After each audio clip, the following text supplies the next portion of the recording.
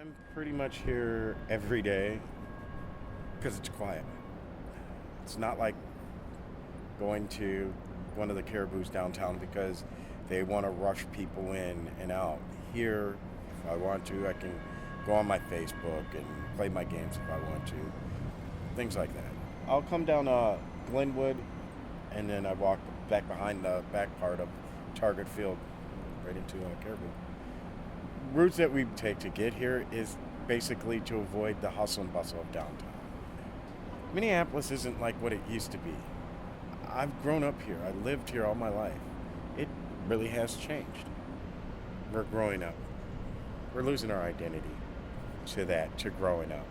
And I hope that it finds itself again to bring it back to what it was, because this is a great city. It really is. I just don't want it to lose itself. We used to call it a big city with a small town atmosphere, and it's lost that. You could walk anywhere in Minneapolis and somebody would, hey, how you doing? Now people just look at the ground or too busy on their phones to say hello or do anything like that. So that's why myself and my friends, we pretty much avoid going directly downtown unless we have to. When I was growing up, downtown, you could go downtown and you could go to the movie theater, the Skyway Theater. Now it's a nightclub. There are no movie theaters down here. It was more family friendly back when I was younger and when I was raising my son in my 20s than it is now. It is more geared for adults, and the kids that are down here are a lot different than my age group back in the 80s and the 90s. This is a way different breed of children. They are way different. They don't care because they have the internet, they have Facebook, they have all this stuff coming in at them. You're a friend of a friend of a friend who posts a couple of friends beating up on one another, so the whole world gets to see it. Well, hey, if they can do it, why don't we do it? And it's constant, and it's getting worse. We could walk downtown right now, and I guarantee you, 4 or 5 young black men will ride past us and go, I got loud, meaning they have marijuana. Because they think that's the only way. That's what they see their favorite artists do, so they think that's all they have. But there's nothing for kids. When I was a kid, you'd come downtown and you'd have fun. There were things for you to do. You can go to the arcades. They took all that out. You could go to a comic book store. So kids don't have anything. What do? They hang out at the library. They hang out where they see all the other kids so they can be cool.